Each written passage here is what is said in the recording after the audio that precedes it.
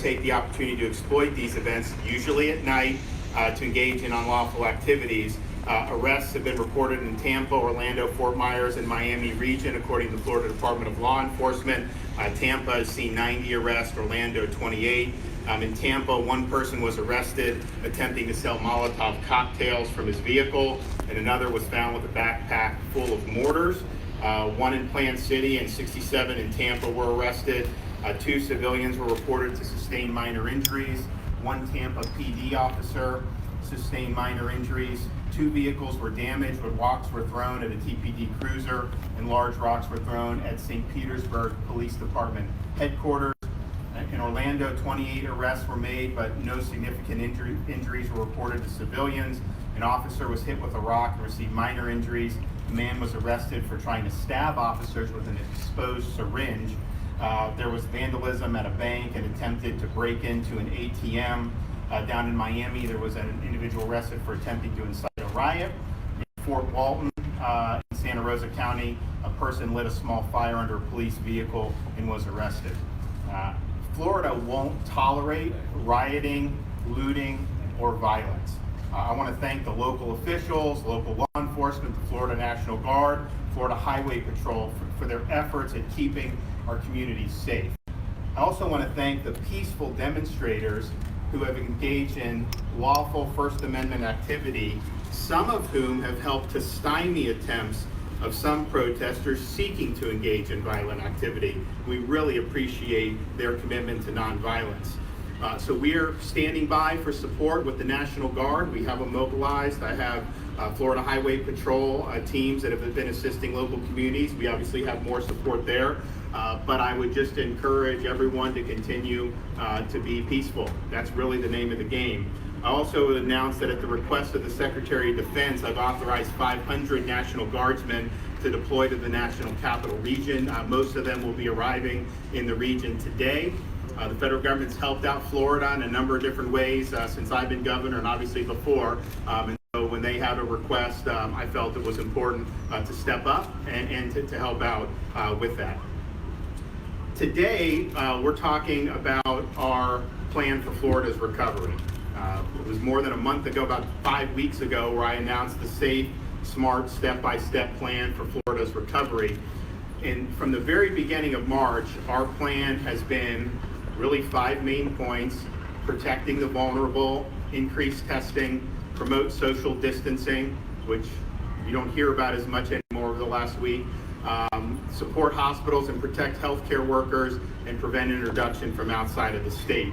And I want to highlight number 1, because I think that's probably the most important thing that both local and state officials and federal government can do to be able to combat COVID-19. So which groups are most at risk to COVID-19? I think the data is very clear. I don't think it's always communicated very clearly in the media exactly which groups are more at risk and which groups are at very low risk. But in Florida, since the pandemic began, the number of fatalities related to COVID between ages 0 and 18 have been 0. 0 fatalities.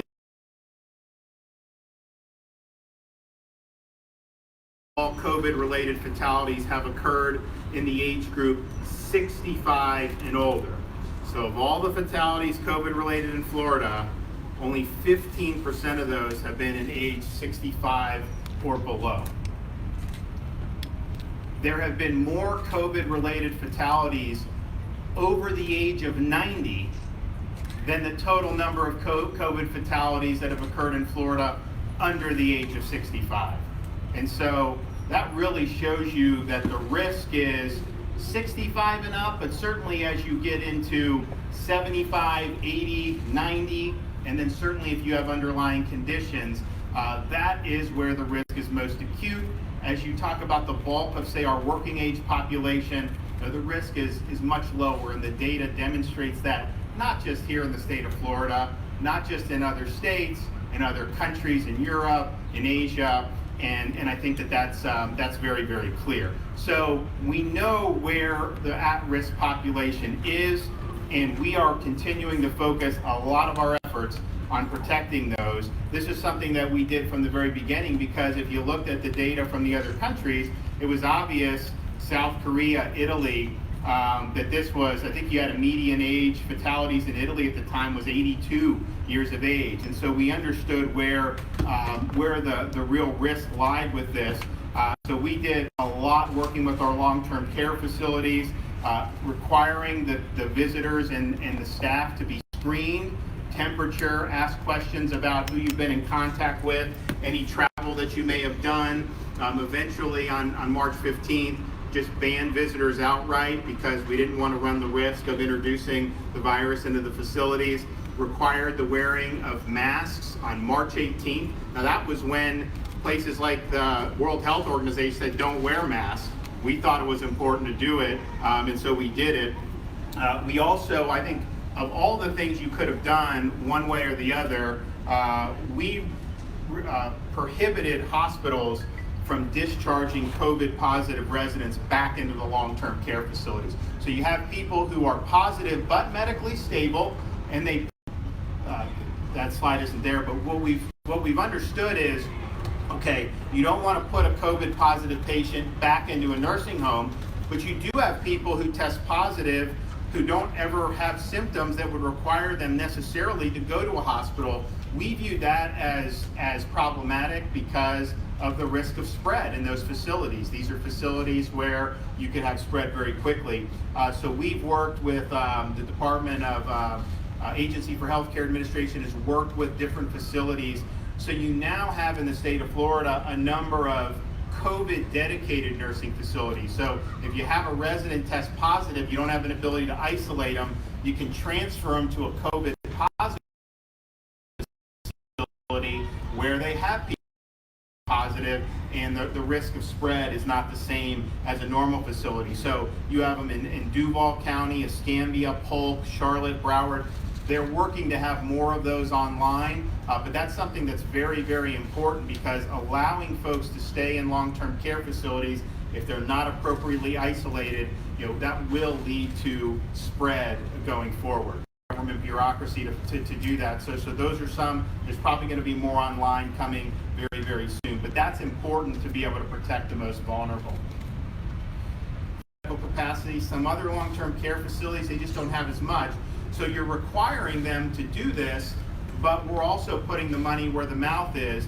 And so you've delivered, the state of Florida has delivered more than 10 million masks, 1 million gloves, 500,000 face shields, and 160,000 gowns just to long-term care facilities throughout the course of the pandemic. And so that's a huge amount. In fact, we were in Central Florida with the vice president with HHS delivering PPE. They started doing that because they saw that Florida was doing it and really leading the way. So we want to continue to do that. So protecting the vulnerable, and I would say if you look at the data, I think there's probably a pretty clear distinction between fatalities 65 and over who are in long-term care facilities versus 65 and over who are not, who are living independently. And so those really are very, very significant. And so we're going to continue to do that. We also are doing the testing. We've really stepped up testing as the supplies became more plentiful. We've really done a lot.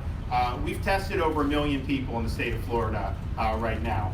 And if you look, I think obviously New York, California, and we're pretty close to Texas, fighting for number 3. As we've done this, particularly over the last couple of weeks, you're really looking at very low positivity rates compared to many other states. It's been as low as 0.62, very rarely even hits 5%. It has done that. And so you have well over 90% of the tests on any given day in the state of Florida are coming back negative. And that's a good thing. In fact, if you look, the Surgeon General was telling me this morning, if you take states that have 5 million or more people and you look at the positivity rate, we think Missouri is lower than Florida, but we don't think any other state would be lower in terms of the positivity rate. So we certainly have one of the lowest for any state with any significant population, and that's a good thing. We've also done a lot of proactive testing in long-term care facilities, and so we've done over 106,000 tests of residents and staff, over 1,400 facilities where you have Florida National Guard and Department of Health teams showing up on site doing the test. Obviously, we send it to a lab and get the results. We also have this mobile lab where you can go in and get 45-minute results. So that goes to different parts of the state. And again, the focus on that's been on long-term care facilities. We did use it for the president when he came. The Secret Service asked to test. So we had it in Cape Canaveral for the launch, and anyone that was going to be around the president did get tested. But generally, that's been for long-term care facilities as well. One of the other things we've done, so those are not by and large facilities. We're going in proactively. Some of them don't even necessarily have anyone with symptoms, but we're going in and identifying. And what you've seen in Florida, we've got over 4,000 long-term care facilities. You've had about 85% have not had a single documented case. And of the ones that have had cases, many of them have had 1 to 3 cases. Now, obviously, when you get in a situation, we've had some where you've seen outbreaks. That's obviously very problematic because you have a very vulnerable population. But this has been able to identify more cases, quite frankly, than if we just sat on our hands. But if you're able to identify 3 or 4 cases and then isolate that, that makes a huge difference going forward. But we also understood we had all these drive-through sites, hospitals were testing, people were testing, but we wanted to send testing into communities that may be underserved. So we've now done 17 walk-up test sites throughout the state of Florida. So you see them in places, like Collier County and Immokalee. You see places in South Florida. This has really expanded testing to places where you probably weren't having a lot of people tested 2 months ago. And so we believe, having done almost 50,000 tests now in those, that's been something that's been very good for a lot of those communities. And then, of course, our drive-through sites, over 200,000 tests to date, 15 state-supported sites. I've said it repeatedly, it's true.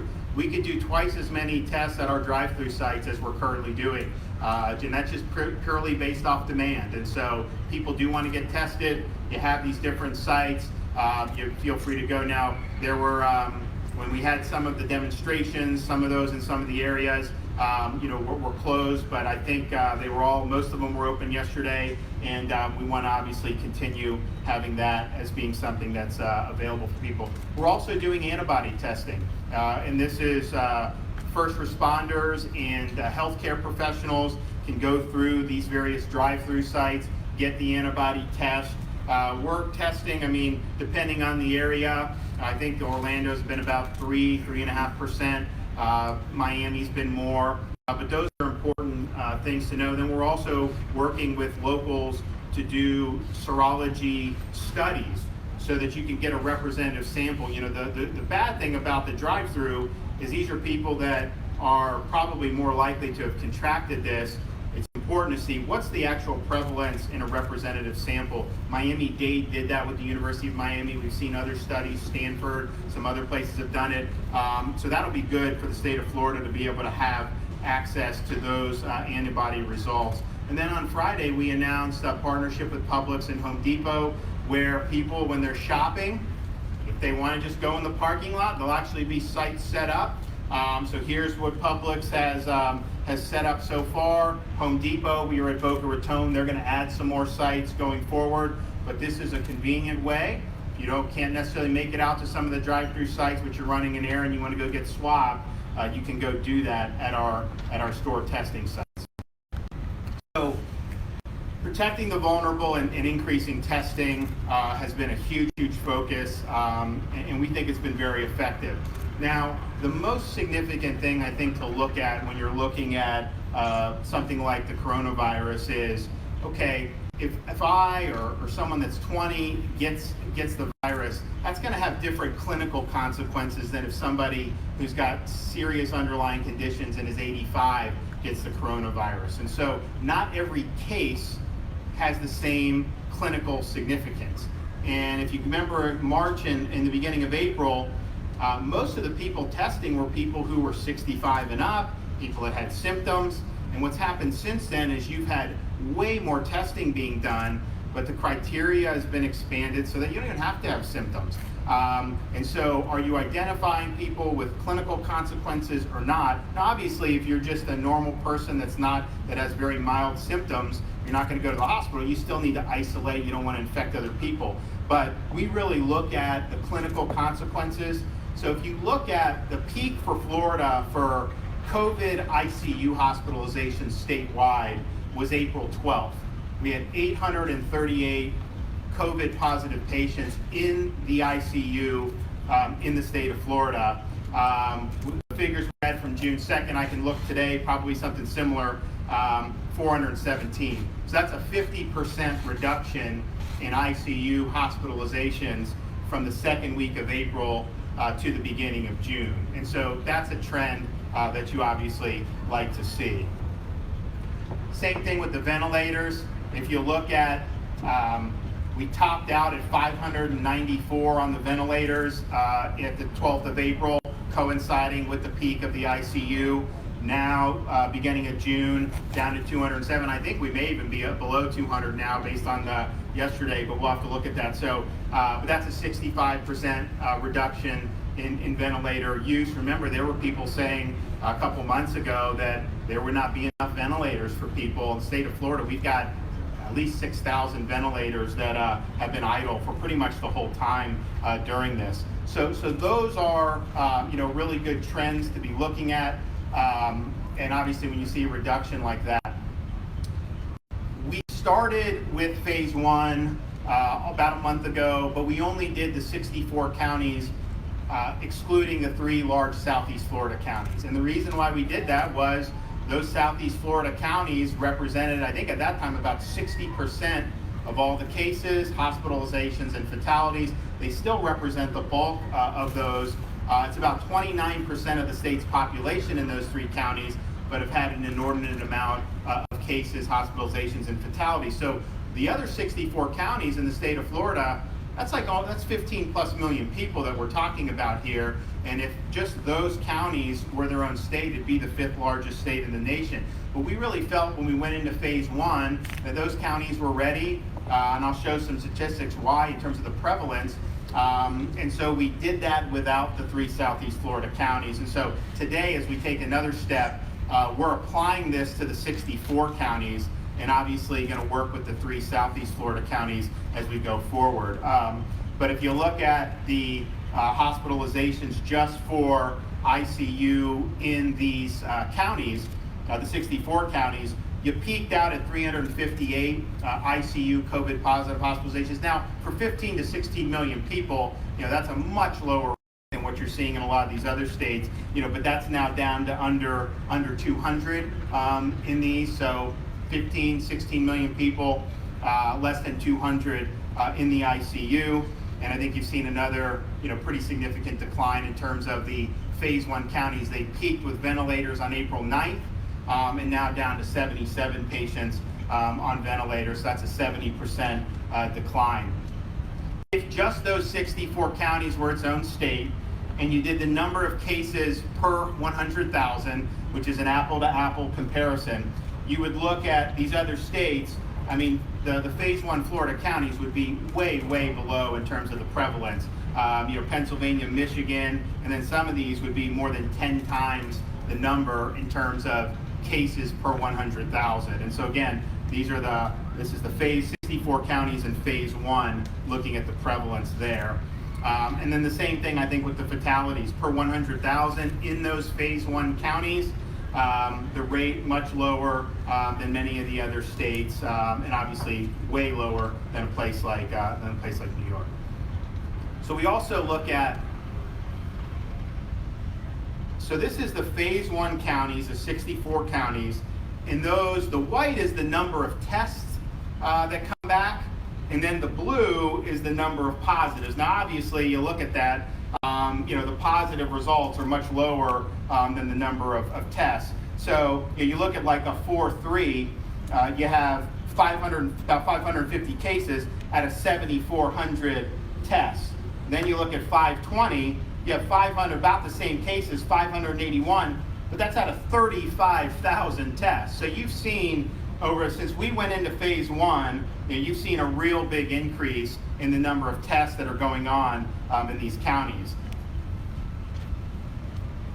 So those are the new cases, and if you look again, beginning of April, a fraction of the tests are being conducted. as we get in particularly the last 10 days, you've had 40, 50,000 test results sometimes coming in a single day for our phase 1 counties. And I think, there we go. So again, total tests, that's taken away from that, but clearly last few weeks, definitely an increase on that. And I think that's a result of community testing sites. I think it's a result of going to more nursing homes, continuing to do that. And we have seen cases in prisons. So if someone tests positive, then kind of everyone in that area will get tested, and you've been able to identify more cases that way as well. Positivity rate. Florida never really had a terribly high positivity rate. You look at the phase 1 counties, the highest was 10.5%. I can tell you throughout most of this pandemic, there were states that would kill to have had a 10%. I mean, some of them were running 30, 40. I mean, New Jersey was 50% for a month. And so we've typically been, and if you included Miami and those counties, I think we were never really over 15% in those early days. But as I mentioned, if you just did the state of Florida, anyone over 5 million, we're one of the absolute lowest. And I think you've seen, you look through April, we're typically 5%, 6%. Now, it'll go up and down depending on how many states. I mean, we had 0.6% one day because you had a big test dump. A couple days before that, it was 5.8 because you had fewer tests come in. So these things kind of go. Sometimes it's noisy, but I think the general trend, has been pretty clear. We've had a low positivity rate in the state of Florida, and that's a good thing. You also look at the COVID-like illnesses visits for original phase 1 counties. Clearly, April, end of March, early April, that we were seeing more visits. So we've seen the visits decline, and we're at a very low number overall in those phase 1 counties. You also look at influenza-like illness visits, again, much higher end of March, beginning of April than it's been, and continue to trend downward, which is great. And then going in for a cough, which is one of the symptoms for COVID-19, much higher beginning of April than it is now. So we did phase 1 for the 64 counties on the beginning of May. Then May 18th, we brought in Southeast Florida into phase 1. And so by May 18th, we kind of had the whole state under phase 1 as part of our Safe, Smart, Step-by-Step plan for Florida's recovery. Basic stuff, limited capacity restaurants, retail, gym with social distancing, sanitation, limited capacity museum libraries, professional sports venues. We want these professional sports here. I know there's discussions to bring some of these to Orlando. We're obviously very supportive of that. We'd love to see that happening. Amusement parks were here right now. We wanted them to work with their local governments, submit plans, and Universal did a great job, had a great plan. And I think, as you've seen, they're taking safety very seriously to keep their guests safe. As we got into phase 1, I got a request actually from the Orange County mayor here about doing some of the barber and hair. So we had different protocols in place. We did that. Obviously, elective surgeries for hospitals, very, very important. And then one thing we did do is we put the onus on long-term care facilities. On hospitals, we didn't let them discharge COVID positive patients through the whole time back. But even if you have a long-term care resident who's in for something else, before you discharge them back, test them for COVID, because if they're not symptomatic and they go back, that could be very problematic. And so we think requiring hospitals to do that, even for people that don't have COVID symptoms, is a way to promote safety. And then, as I mentioned, we required for phase 1 long-term care facilities to affirmatively transfer a resident if they can't appropriately isolate them. So those COVID-only nursing homes have received some. Obviously, some have gone to the hospital. These are people that are medically stable and probably don't require hospitalization, but if you can't isolate, you do run the risk of a larger outbreak. We obviously let the counties request vacation rentals. Youth activities I added as we went on, but I think the evidence on that has been very positive to have kids out and about doing stuff. So that's kind of where we were on that. If you look what the White House put out for phase 2, not very different from what we're already doing. If you looked at the senior care facilities, we're obviously going to continue restricting that. large venues were authorized under phase one, like movie theaters, and we didn't do the movie theaters in phase one, but we did do obviously some of the modified dining. We never restricted church religious services in the state of Florida. It's constitutionally protected. They've worked to take whatever precautions, and I think that collaborative way was a better way to do it than to just say you're going to shut down. Elective surgeries are ongoing. Gyms are ongoing. That has been with phase one. So really one of the big differences is the bars. So in our phase two, we will be going with bars being able to operate consistent with this guidance, diminished standing room occupancy. So basically outdoor seating with social distance, a certain amount indoors, but you're seated to get served. I mean, people go, enjoy, have a drink, it's fine. We want to kind of not have huge crowds piling in. And so phase two will be our 64 counties. Miami, Broward, and Palm Beach may seek approval, have a plan submitted through the mayor or the county administrator. And I would say, there have been some good things going on in those counties. They were hit a little bit more severely than other parts of Florida. But if you look at Broward, for example, I think their peak hospitalization was probably the second week of April for COVID patients. I think they were about 450 COVID patients.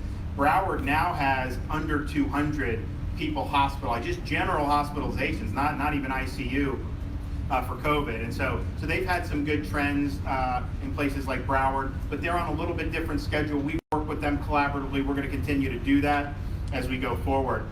So the changes will be restaurants have been able to do the social distance seating. They can seat people on a bar now if they want to with the appropriate measures. And then bars and pubs may operate at 50% capacity inside, full capacity outside, and it's going to be seated service, which is what I think Ohio did that, and I think that makes a lot of sense, as we kind of just inch into phase two to do it in a way that's very very measured. Obviously we've had retail operating. The main thing is social distancing, sanitation protocols. We had a lot of retail operating throughout this whole thing, Home Depot, all these places. So not a huge change there.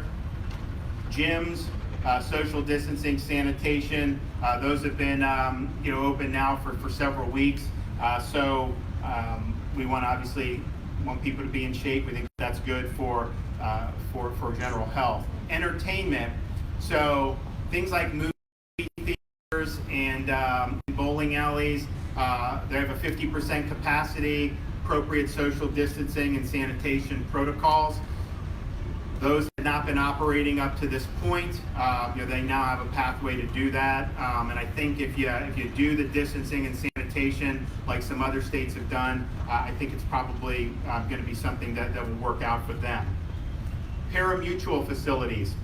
So I think many people know Seminole Tribe of Florida, they opened their Tampa facility. Now, of course, they have the ability to they don't fall under our jurisdiction. They had a lot of different things in terms of safety. Seems to have worked well. We obviously want to give our parimutuels in Florida the ability to present a safety plan as a way to move forward. Now, this has to have an endorsement from the local official. So you see this, and this will be South Florida will be interested in this, some other parts of the state that have these facilities. And so it'll be similar to what the theme parks did. We just want to make sure that there's a plan and that people are adhering to the necessary safety protocols. And then the remaining personal service businesses that were not operating, Department of Health has guidance. So if you stick to the Department of Health guidance, you could do it. But again, we looked at some other states. Colorado, Georgia had this now for I think over a month. Seems to have worked out well if they follow the appropriate health guidance. General guidance, and I think this is really, really important to continue to stress for people 65 or older, or with underlying medical conditions. Strongly encouraged to avoid crowds and to take measures to limit the risk of exposure to COVID-19. What we see on this is if you give me 1,000 infections with people under 30, the clinical consequences of that is likely to be much less severe than if we had 100 infections age 75 and above. And so it's really, really important to continue to avoid crowds and to continue to limit the risk of exposure. And I would say even people who aren't in those groups, be careful when you're interacting with folks who may be in those vulnerable groups, because that's where you're really going to see the significant health consequences of the virus.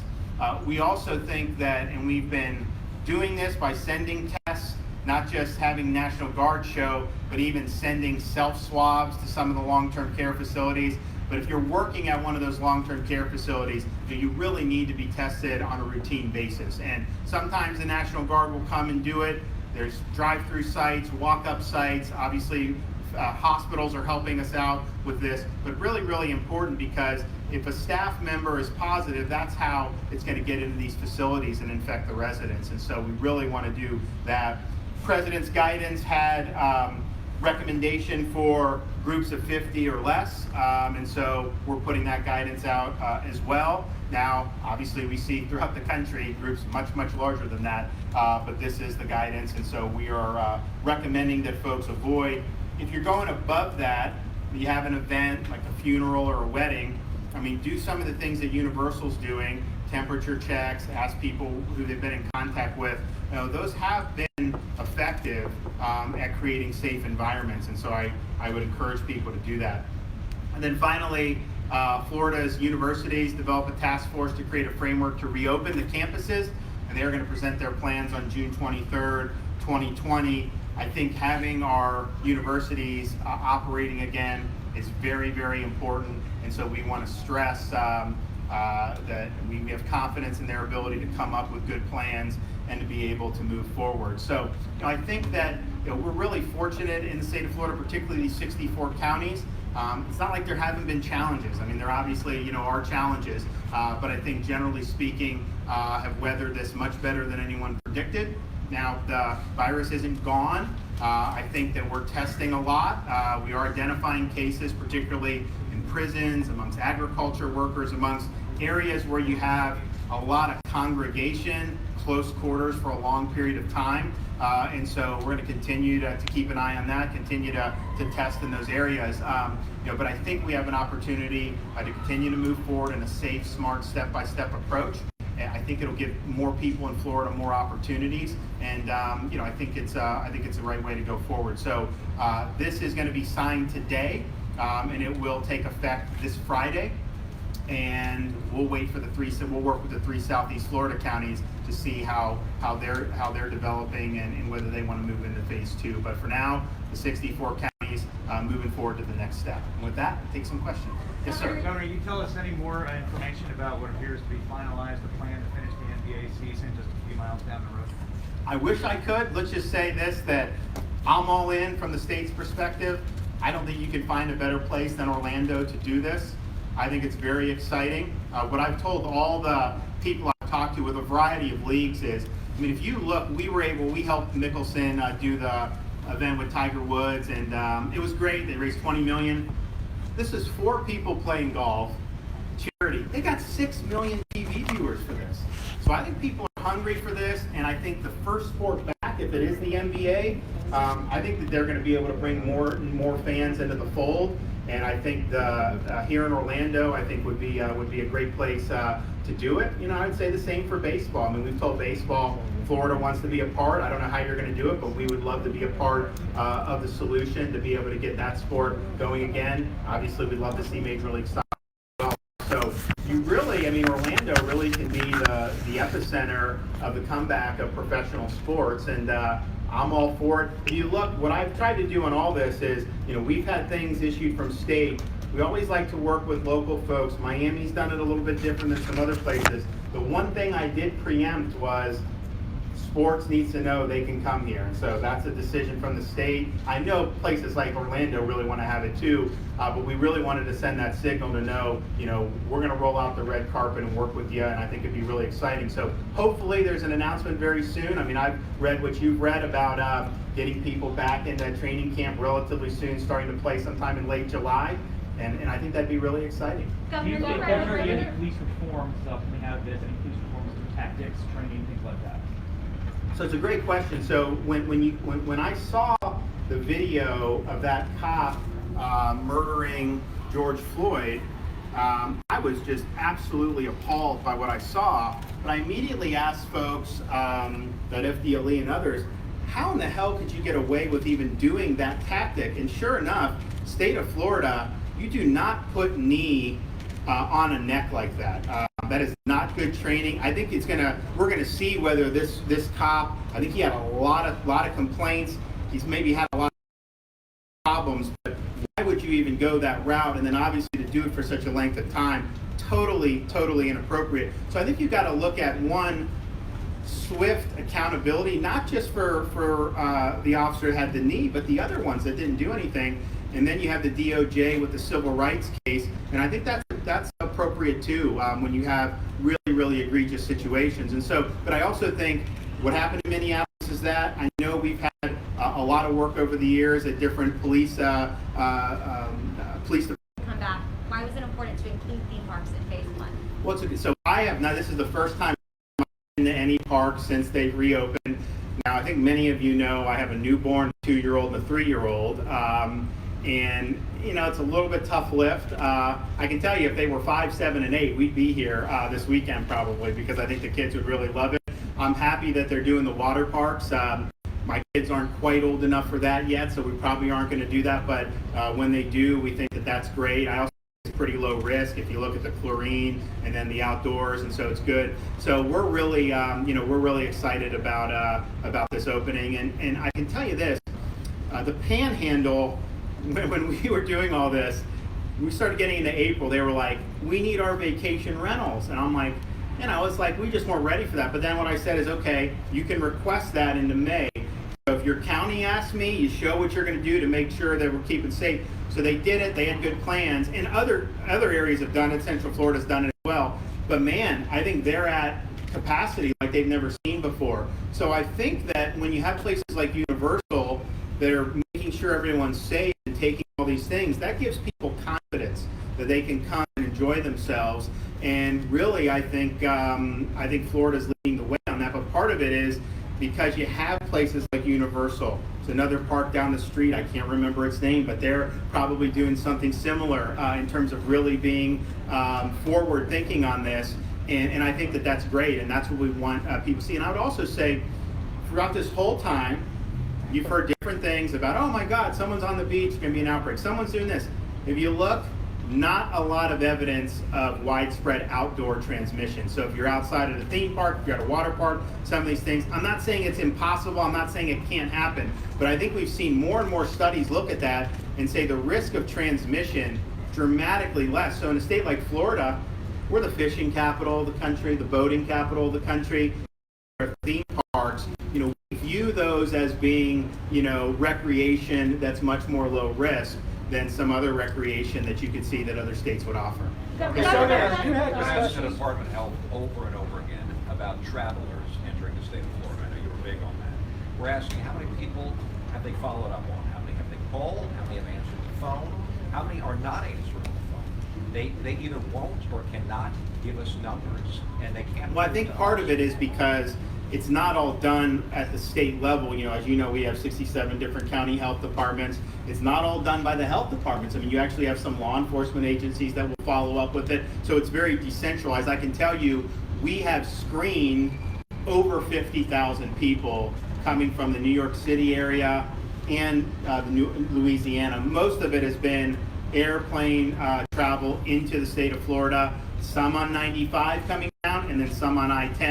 So you have that, you do it. But I would say, and I do think just doing that has made a big difference because that deterred some people from coming. There were people I remember early on who they were followed up with, they lied, they found them on a beach, and then they went back to New York. I mean, it did happen, so it was effective, but I think it's just because it's decentralized and it's not all done through the Department of Health. You have different folks doing different things.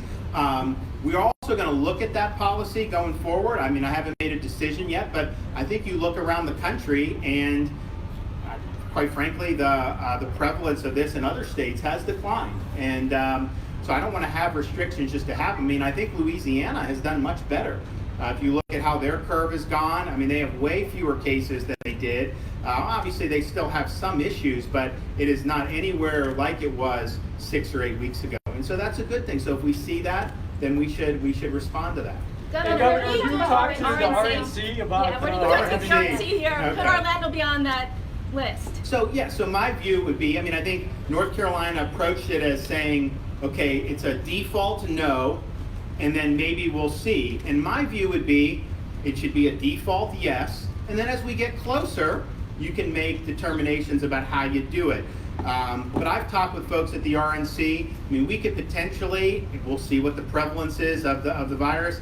I mean, you have mitigation measures like face masks. You can test. You can do all those things. So on all these things, particularly as you look months in advance, my view would be we should assume we're going to be doing those, welcome this stuff, and then as we get closer, if you need to call an audible, you can always call an audible. But I don't like how some states have said, oh, we're not going to have anyone ever in an arena until 2021. Think about how could you possibly know that that's the case? And so we would like to have it. Obviously, Orlando, just because of the hotel capacity, the arena would be an obvious place. I know Jacksonville is very much interested in having it. I've talked to the mayor of Miami-Dade. You know, I think obviously they have big events a lot. So this is almost 3 months out.